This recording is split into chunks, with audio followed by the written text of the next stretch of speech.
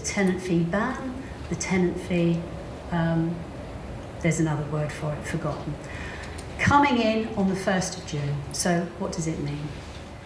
It means that there are no prohibited payments to grant, continuance, assignment, termination, blah, blah, blah, the tenancy. What it means is from the 1st of June, your tenants will not pay to start a tenancy, during the management of the tenancy, and also to end the tenancy.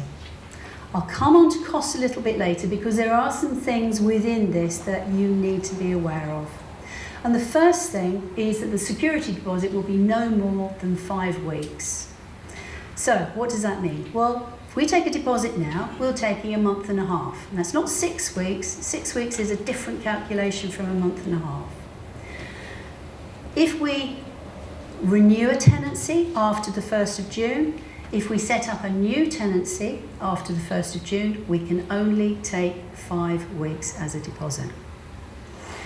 So we've been working with a company which gives a no deposit option. We've been working with them for about the last 10 months to see what's going on. Seems to be working. So again, not going to go into the details with you, but the main reason we're working with them, they will give you 8 weeks worth of cover. And I think as a landlord, that's one thing that I was really clear and wasn't too sure. I wanted to make sure that I had cover going forward. A holding deposit, one per property. We found out about the tenant fee ban. We heard about it first in 2017. So we've been doing a hell of a lot of work, basically up to date. And the one thing that really was coming out is, well, at the moment, what happens is a tenant decides to take a property. You agree, you say, yeah, that's lovely. And the tenant, from our point of view, will pay anything from £225 to £375 to actually get into that property. They've got skin in the game. We were worried that if a tenant isn't going to pay a fee, well, they can just go around and they can take anything. So thankfully, legislation is saying that there's a holding deposit of 1 per property. So what we would be taking is for a £900 property around about £200. We'd be giving it back in the deposit, but at least they've got skin in the game when it comes to actually going forward on the tenancy. There's some default fees. And there's things like if you lose keys, if you change the tenancy midway, if you add people, there are default fees that will be paid by the tenant. And then I said there will no more on the 1st of June. Did I say it comes in the 1st of June? Yes, I did. I was at a recent Lettings Council meeting, and the chap who's actually writing the legislation up basically said to a room full of agents, I'll give it to you after the 1st of June. And we went, but we've got to do it on the 1st of June. His answer was, I know. And that was it. So that's what we're working on. So it is a case, we know most things, but there are going to be some things that will come out. So let's actually have a look at what is a prohibitive payment. These are the things that really, I'm going to say from Maxine Lester's point of view, because we've recently merged with HomeQuest and we've realised the landlords there, the tenants paid for the inventory. So from Maxine Lester's landlords, they don't. The tenants didn't, the landlords do. So this is very much a case, it will depend on the company and the way that they've done the structure.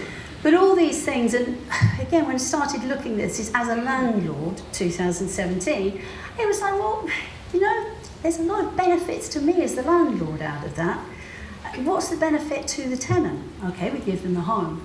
So why has this actually come in? Well, 30 years ago, tenants didn't pay anything at all. The landlord paid everything, did everything.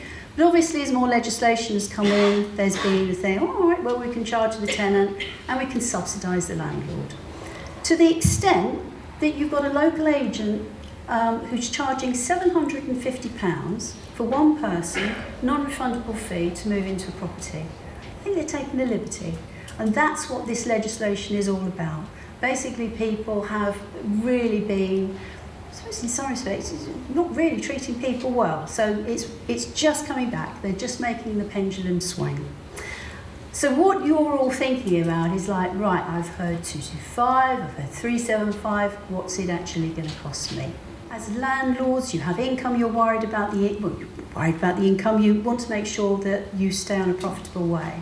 So we've come up with basically a scenario where In general terms, we increase rents every year by around about 3%.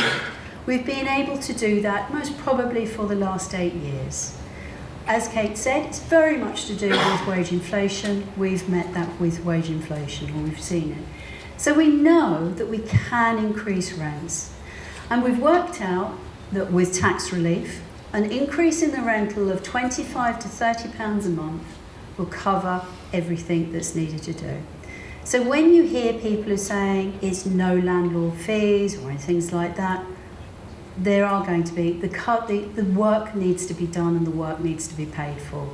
So don't think that someone's suddenly being very charitable and basically mopping up everything. Someone is going to pay for it. So the thing is, it's very individual. It's very individual about the property. That is really a sort of real wide landscape. So any individual questions, then please come to me, because then we can go through your particular portfolio and your particular needs.